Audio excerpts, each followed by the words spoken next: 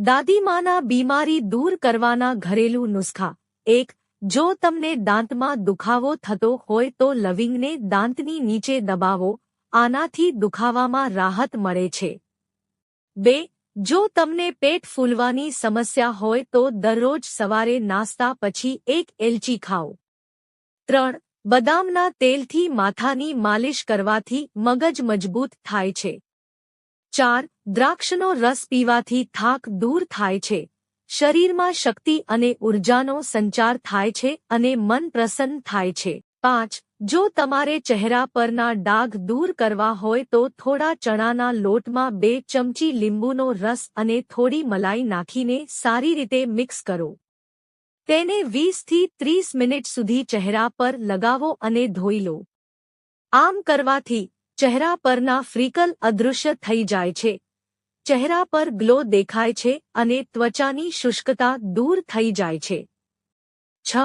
લાંબા સમય સુધી સતત બેસીને ટીવી જોવાથી શરીરના હાડકાં અને ગરદન સંબંધિત સમસ્યાઓ થઈ શકે છે.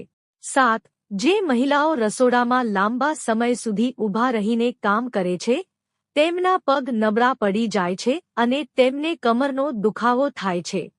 8. જો તમારી તપેલી ખૂબ જ ગંદી થઈ ગઈ હોય તો તમે ઈંટના નાના ટુકડાથી તવાને સારી રીતે ઘસી શકો છો, તેનાથી તમારી તપેલી સંપૂર્ણપણે ચમકી જશે. 9. પતત્તવેલિયાના પાનનું શાક ખાવાથી હૃદયરોગમાં ફાયદો થાય છે. પતત્તવેલિયા ત્વચાની શુષ્કતા અને કરચલીઓ દૂર કરે છે. 10. માથાનો દુખાવો થવા પર લવિંગને તવા પર શેકીને લવિંગને સૂંઘવાથી માથાના દુખાવામાં તરત આરામ મળે છે. 11. જો વાળ ખૂબ ખરતા હોય તો ડુંગળીનો રસ નારિયેળના તેલમાં મિક્સ કરીને વાળ ધોવાના 1 કલાક પહેલા લગાવો. આમ કરવાથી વાળ ખરતા અટકે છે અને વાળ કાળા, જાડા અને મુલાયમ બને છે. 12. જો શાક તીખું બની જાય તો તમે તેમાં ટામેટાની પેસ્ટ ઉમેરી શાકની તીખાસ ઓછી કરી શકો છો. 13. બ્લીચિંગ પાવડરથી પણ લોઢાના વાસણ સાફ કરી શકાય છે, તેનાથી વાસણ નવા જેવું લાગે છે. 14. દહીં અને બેસનના ગણ કાયદાકારક છે. દહીંમાં લેક્ટિક એસિડ હોય છે જે ડેડ સ્કિન દૂર કરે છે. 15. જે લોકો નાસ્તો નથી કરતા તેમના મગજને નુકસાન થાય છે, લાંબા સમય સુધી આમ કરવાથી મગજની કાર્યક્ષમતા પણ વધુ ઘટી જાય છે, તેથી સવારનો નાસ્તો અવશ્ય કરો. 16. જો તમને તમારા હાથપગમાં દુખાવો થતો હોય તો તેનું કારણ ચા છે. ચા આપણા હાડકાને અસર કરે છે અને તે પીગળવા લાગે છે. 17. ચણાના લોટમાં દૂધ અને લીંબુનો રસ મિક્સ કરીને પેસ્ટ બનાવો અને પછી આ પેકને અઠવાડિયામાં એકવાર ચહેરા પર લગાવો, તેનાથી ચહેરો ટાઇટ થશે અને ખાડાઓ પણ ઠીક થઈ જશે. 18. વધુ પડતા ઠંડા પીણાનું સેવન કરવાથી કિડનીને ઝડપથી નુકસાન થાય છે.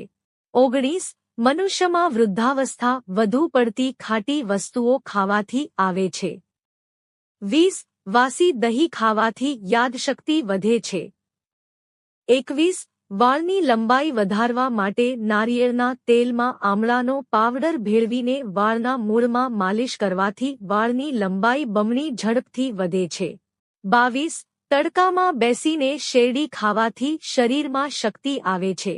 23. ચણાની દાળને પીસીને ચહેરા પર લગાવો, તેનાથી પિમ્પલ્સ મટે છે. 24. વધુ પડતું મીઠું ખાવાથી શરીરમાં એલર્જી થાય છે. 25. ચહેરા પર લાલ પિમ્પલ્સ દેખાય તો કાચું દૂધ લગાવવાથી પિમ્પલ્સ બંધ થઈ જશે. 26. વાસીમો તમારો ચહેરો ધોતી વખતે પાણીમાં લીંબુના થોડા ટીપાં નાખો, આ ચહેરાની ત્વચાને નરમ અને કોમળ રાખે છે. 27. માથા પર માછલીનું તેલ લગાવવાથી વાળ જાડા થાય છે. 28. નાકમાં તેલ નાખવાથી ડિપ્રેશન ઓછું થાય છે. 29.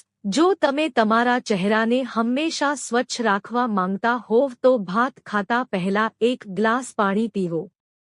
30. દૂધ જલેબી ખાવાથી શરીરના દુખાવામાં રાહત થાય છે, તેનાથી માથાનો દુખાવો પણ મટે છે. 31. જો પેઢામાં સોજો આવી ગયો હોય તો હૂંફાળા પાણીમાં કાળું મીઠું નાખી ગાર્ગલ કરો. 32. શક્કરિયા ખાવાથી ત્વચા સુંદર બને છે. 33. મખાનાનું સેવન કરવાથી તમે સુગરથી હંમેશ માટે છુટકારો મેળવી શકો છો.